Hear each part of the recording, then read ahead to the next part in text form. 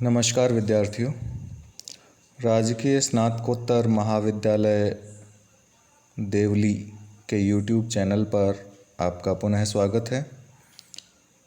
आज के हमारे पठन पाठन का विषय है रामचंद्रिका के अंतर्गत हनुमान रावण संवाद।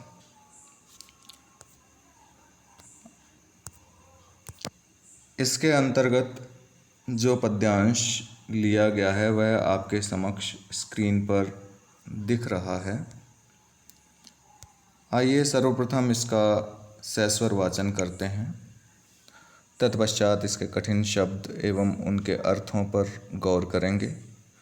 तत्पश्चात प्रसंग, फिर व्याख्या, अंत में विशेष व गृह कार्य। तो प्रश्नोत्तर शैली में ये पद्यांश है। आप सबको ज्ञात है कि सीता की खोज में हनुमान समुद्र पार करके लंका गए थे। वहाँ सीता से अशोक वाटिका में भेंट के पश्चात जब वो भूखवश फल इत्यादि खाने लगते हैं और वृक्ष इत्यादि तोड़ने लगते हैं, तो अक्षय कुमार जो रावण का पुत्र है वह आता है। हनुमान उसका वध कर देते हैं। उसके बाद मेघनाद हनुमान को ब्रह्मोपाश से बांधकर रावण के सम्मुख लाता है। तब हनुमान और रावण के मध्य जो वार्तालाप होता है, कवि केशव दास ने उसी का वर्णन अपनी शैली में, प्रश्नोत्तर शैली में, चमत्कारिक अलंकारिक शैली में किया है। आइए इसका सस्वर वाचन करते हैं। शुरुआत रावण से हो रही है। जो प्रश्नवाचक चिन्ह वाले जो वाक्यांश हैं वे रावण द्वारा बोले गए हैं और उनके प्रत्युत्तर में हनुमान का कथन है। तो रावण पूछता है सर्वप्रथम, रे कपि कौन तू। हनुमान जवाब देते हैं, अच्छ को घातक दूत बलि रघुनंदन जू को। रे कपि कौन तू, अच्छ को घातक दूत बलि रघुनंदन जू को रघुनंदन रे। त्रिशराखर दूषण दूषण भूषण भूको। को रघुनंदन रे।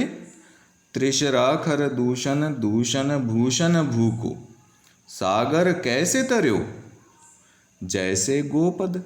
काज कहा, सिय चोरहि देखो। सागर कैसे तरयो, जैसे गोपद। काज कहा, सिय चोरहि देखो। कैसे बंधायो, जो सुंदरी तेरी छुई दृग सोवत पातक लेखों। रावण पूछता है, कैसे बंधायो, जो सुंदरी तेरी छुई दृग सोवत पातक लेखों।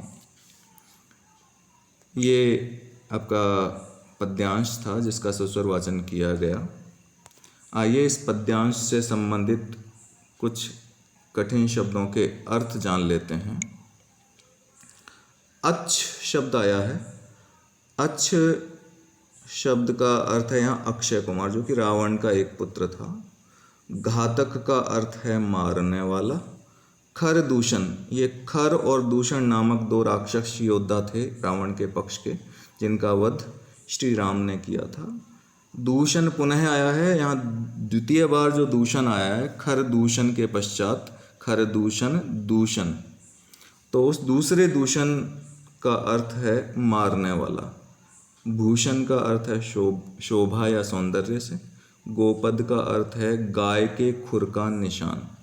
गाय का जो पैर होता है उसके पैर से जो निशान बन जाता है उसे गोपद, गाय का पैर का निशान। पातक का अर्थ है पाप। छुई का अर्थ है स्पर्श की अथवा देखी। सोवत का अर्थ है सोती हुई। ये कठिन शब्द थे। आइए इसके प्रसंग पर गौर करते हैं। जैसा कि आपको ज्ञात है, पद्यांश के कवि हैं केशव दास।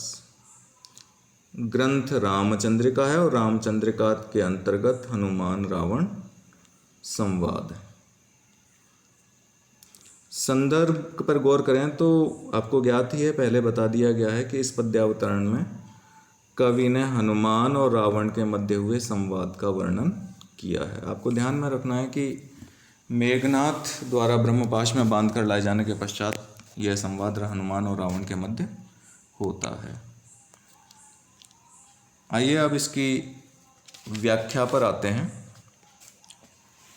बहुत ही सरल व्याख्या है, संभवतः ससुर वाचन के दौरान ही आपको पद्यांश समझ में आ गया होगा। फिर एक बार आपकी सुविधा के लिए पुनः व्याख्या कर लेते हैं। रे कपि कौन तू, अच्छ को घातक दूत बली रघुनंदन जू को। रावण ने जब मेघनाथ हनुमान को ब्रह्मपाश से बांधकर रावण के सम्मुख लाता है, तब रावण हनुमान से पूछता है, रे कपि कौन तू, कि हे कपि, हे वानर, तू कौन है। तब हनुमान उत्तर देते हैं, अच्छ को घातक दूत बली रघुनंदन जू को, कि मैं तेरे पुत्र अक्षय कुमार को मारने वाला तथा बलवान या महापराक्रमी श्री रघुनंदन का अथवा श्री राम का दूत हूँ। रावण अगला प्रश्न करता है, को रघुनंदन रे। वो हनुमान उत्तर देते हैं, त्रिशरा खर दूषण दूषण भूषण भूको। रावण ने पुनः पूछा कि यह रघुनंदन कौन है। हनुमान ने उत्तर दिया कि श्री राम वे ही हैं जिन्होंने पहले तुम्हारे प्रसिद्ध योद्धाओं को, जैसे त्रिशिरा, खर और दूषण नामक योद्धाओं को मारा। यहाँ दूसरे दूषण का अर्थ है मारने वाला या मारा। ये दूषण नाम है राक्षस योद्धा का। तो हनुमान क्या उत्तर देते हैं कि श्री राम वे ही हैं जिन्होंने पहले त्रिशिरा, खर और दूषण नामक तुम्हारे योद्धाओं को मारा, और जो इस समग्र संसार के आभूषण हैं, अर्थात संसार की जो शोभा है वो राम से ही है। वे संसार के नायक हैं, भूषण भू को। रावण पुनः पूछता है, सागर कैसे तरयू। हनुमान जवाब देते हैं, जैसे गोपद। रावण ने पुनः पूछा कि तुमने समुद्र कैसे पार किया। यदि तुम इतने ही पराक्रमी हो, तो तुम्हारा स्वामी इतना ही बलशाली है, तो ये बताओ कि सागर कैसे पार किया। हनुमान अप्रत्याशित उत्तर देते हैं कि मैंने समुद्र को गाय के खुर से बने हुए गड्ढे में भरे हुए पानी की तरह सहजता से पार कर लिया। कोई भी व्यक्ति, जैसे गाय अगर पैर रख देती है और बरसात के कारण या किसी अन्य कारण से उस गाय के पैर के बने हुए निशान में पानी भर जाता है, वो एक 2 मुट्ठी के बराबर निशान होता है। मुश्किल से आप अपनी 2 मुट्ठियाँ बांधें और उसे ज़मीन पर रखें तो गाय के खुर के बराबर निशान हो जाएगा। उसे कोई भी व्यक्ति, छोटा जीव जंतु भी आसानी से पार कर लेता है। तो उसी प्रकार हनुमान ने उत्तर दिया कि यद्यपि तुम सोचते हो कि समुद्र पार करना अत्यंत दुष्कर कार्य था, किंतु मैंने उसे अपने स्वामी की कृपा से गाय के खुर में भरे हुए पानी की तरह सहजता से पार कर लिया। तो रावण फिर पूछता है, काज कहा। हनुमान जवाब देते हैं, सिय चोर ही देखो। रावण ने पुनः पूछा कि तुम यहाँ क्यों आए हो। तो हनुमान उत्तर देते हैं कि मैं यहाँ पर सीता जी के चोर को खोजने के लिए आया हूँ। व्यंग्यार्थ में जवाब दिया है उन्होंने। एक रावण महापराक्रमी माना जाता था, स्वर्गलोक तक उसके पराक्रम की धाक थी, अनेक देवताओं को उसने बंदी बनाया था। फिर भी हनुमान उसे सिय चोर ही, सीता को चुराने वाला बोलते हैं। आगे फिर रावण पूछता है, कैसे बंधायो।